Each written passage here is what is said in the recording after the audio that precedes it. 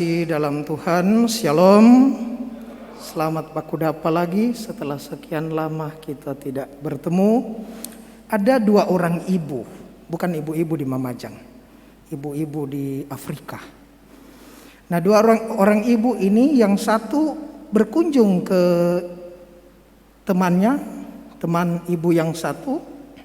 Kebetulan mereka yang di Afrika ini berasal dari Manado, kebetulan saja. Lalu ibu yang satu ini bilang begini, dia pergi berkunjung tapi tidak masuk ke halaman. Lalu dia bilang, "Tante Mince, kita lupa dari pasar tadi beli rica. Ada rica pangana? Boleh minta rica?" "Oh iyo, boleh. Kalau ada tomat dan bawang juga ya." Nah begitu. Jadi dia suka berkunjung tapi ada motif. Kunjung mengunjungi antara kita orang timur ini lumrah. Dan kunjungan ini menimbulkan satu perjumpaan dengan alasan-alasan tertentu. Kadangkala alasannya karena kepentingan, dia butuh sesuatu. Ada juga yang datang untuk curhat soal hidupnya. Dia sharing, dia mau berbagi cerita. Ada juga kunjungan karena bisnis. Dan parahnya kunjungan karena dia mau menceritakan orang lain. Nah, gosip. Itu kunjungan juga. Saudara terkasih, hari ini dalam bacaan Injil ada kunjungan dari dua ibu yang terberkati. Maria dan Elisabet. Maria berkunjung kepada Elisabet di arah pegunungan di wilayah Yehuda, di sebuah kota yang tidak ditulis dalam kitab suci, tapi hampir pasti itu nama kota Ein Karim. Sampailah di sana Maria dan dia masuk ke rumah Sakaria. Karena konsep patriarkal di dalam orang Yahudi, maka walaupun di situ ada Elisabet, tapi dikatakan rumah Sakaria. Maka dia masuk dan dia memberi salam. Tidak tahu pakai bahasa apa salam itu Bapak Ibu. Apakah shalom alaihim yang artinya damai bagimu? Saya tidak tahu. Tetapi yang pasti Maria memberikan salam dan salam itu diterima oleh Elisabet. Tidak saja diterima oleh Elisabet ketika Maria menyampaikan salamnya kepada Elisabet.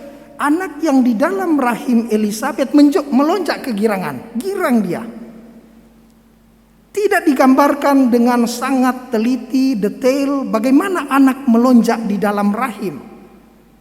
Ibu-ibu pasti rasa, bapak-bapak tidak. Tapi satu kali saya duduk dengan sepupu saya yang lagi hamil dan dia bilang, "Ih, batendang dia." Begitu dia batendang saya pegang perutnya. Yudi. Tetapi saya tidak mau mengajak kita untuk berimajinasi secara liar mungkin. Tapi kalau Elisabet berkata dengan suara, berseru dengan suara nyaring, ini bukan seperti ketika dia hamil Maria belum datang, Bapak Ibu. Jadi lonjakan janin Yohanes di dalam rahim Elisabet bukanlah lonjakan yang biasa. Tetapi ini lonjakan yang luar dari biasanya. Luar biasa lonjakan ini dan Elisabet kaget. Dan Elisabet bilang begini, "Terberkatilah, terpujilah engkau Maria dan terpujilah buah rahimmu. Karena ketika salammu sampai kepadaku, didengar oleh Elisabet, anak dalam rahim melonjak kegirangan." Saudara-saudariku yang terkasih, kisah ini ditutup dengan satu seruan Maria yang oleh umat Katolik terutama di pertapaan, di biara-biara dikenal dengan Kidung Maria. "Aku mengagungkan Tuhan, hatiku bersukaria oleh karena Allah juru selamatku, sebab ia telah memperhatikan daku, kerendahan hambanya. Sesungguhnya mulai sekarang dan seterusnya, sampai ditutup dengan kalimat seperti yang dijanjikannya kepada nenek moyang kita, kepada Abraham dan keturunannya. Lalu saya juga mengerti, memang orang Yahudi kalau berdoa tidak lepas dari menyebut nama Abraham. Orang Yahudi berdoa menyebut Yahweh dengan kata Elohim, El Shaddai, Adonai dan seterusnya. Tetapi mereka akan menyebut nama Abraham sebagai bapak orang beriman. Abraham tidak ada agama tapi dia bapak orang beriman. Sehingga ketika Abraham disebut oleh Maria, diingatkanlah kita akan doa-doa orang Yahudi. Barok ata Adonai Eloheinu malek kaolam.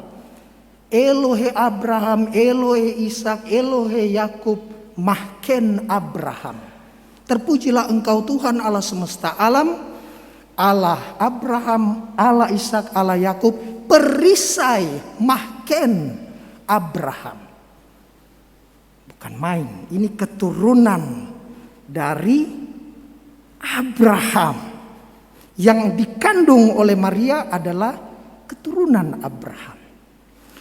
Saudara-saudariku yang terkasih, dan kita lalu menyaksikan bagaimana karena kesetiaan, kesiapan, kerendahan, kesediaan dari Maria, Maria menjadi bait Roh Kudus untuk mengandung putra Allah, putra tunggal Allah, monogenes patros, putra tunggal Bapa, monogenes patros, atau putra tunggal Allah, monogenes theos. Sehingga Maria dipersiapkan, bukan hanya dipilih ini, oh tidak, bukan, tidak cocok, fit and proper test, bukan.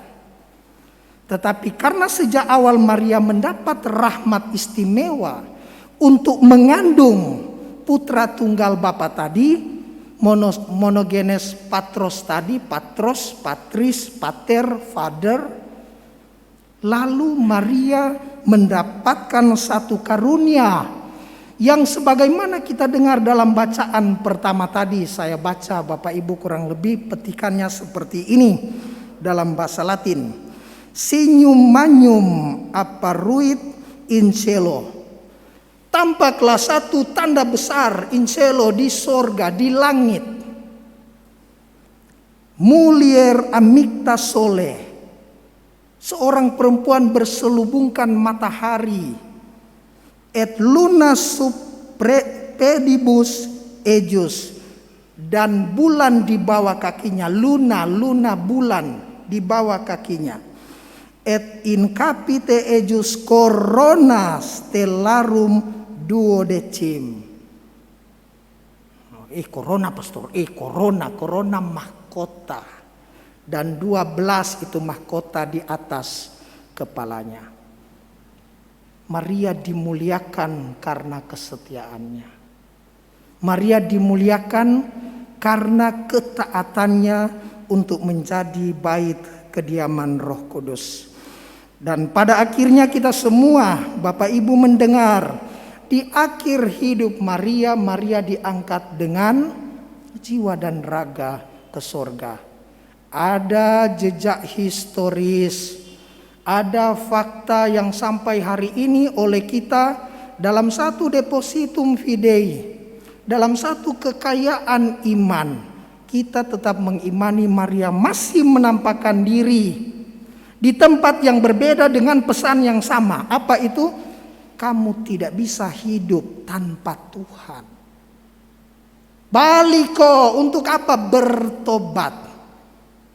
Dan kalau kita dengar, Maria punya penampakan, isinya bukan memuliakan dirinya, bukan meminta supaya orang menyembahnya, tetapi dengan satu nada pesan yang sama untuk orang kembali mencari dan dekat kepada Tuhan. Saudara-saudariku yang terkasih dalam Tuhan, pesan yang sama ini kita juga selalu mendengar dalam satu kisah tentang Maria yang menampakkan diri di Lourdes misalnya. Atau dengan kisah yang lain, Maria menampakkan diri di Fatima. Dan bukan sebagai satu keyakinan yang sia-sia, tetapi dalam kepercayaan karena punya bukti, punya fakta, punya data-data, orang-orang bersaksi, maka kita juga meyakini bahwa Maria tetap mendoakan kita semua. Dia yang mulia di dalam kerajaan sorga. Dan karena itu Paus almarhum Yohanes Paulus mengatakan, memang perjalanan bersama Tuhan adalah petualangan yang menyenangkan. Dan Emeritus Benediktus ke-16 mengatakan perjalanan Maria kepada saudarinya Elizabeth adalah perjalanan misionaris yang otentik. Karena dia membawa kabar baik. Saudara-saudariku yang terkasih dalam Tuhan, 3 pesan yang boleh kita renungkan. Pertama, berkunjung-kunjunglah membawa kabar baik. Kedua, memuliakan Allah dalam segala perkara. Perkara bukan masalah, bukan problematika, bukan. Perkara dalam artian hal, thing, bukan problem. Jadi kalau kita dapat mungkin, ya saya terjangkit corona, memuliakan Allah. Kemarin dulu saya punya mama batuk setengah mati, telepon saya bilang, "Mama belajar untuk bersyukur dalam segala hal." Karena saya sendiri menyampaikan kepada mama, saya hidupi. Saya bilang, "Mama, kalau mama dapat sakit, mengeluh, tidak dapat berkat. Kalau kita sakit, kita bersyukur kepada Tuhan, kita menyatukan penderitaan dalam salib Kristus." Menderita, Mak, menderita betul. Belajar untuk bersyukur dalam segala kesakitan, pasti yang ada pengeluhan. Tapi ingat, tidak ada berkat yang mama dapat. Oh iya, nanti mau coba. Jangan nanti mau coba aja. Ya. Sehingga bersyukur memuliakan Allah dalam segala hal atau dalam segala perkara, bukan hanya dalam hal senang, tetapi juga dalam hal susah. Dan yang terakhir, kemuliaan surgawi. Itu adalah bagian orang-orang yang percaya. Kalau Maria diangkat ke surga dengan tubuh, dengan jiwa dan raga, dan karena iman Yesus juga telah bangkit dan kita mengimani sehingga iman kita tidak sia-sia, kebangkitan Tuhan, maka dalam iman yang sama kita akan berujar, solo Dios basta, Tuhan saja cukup. Semoga demikian. Amin.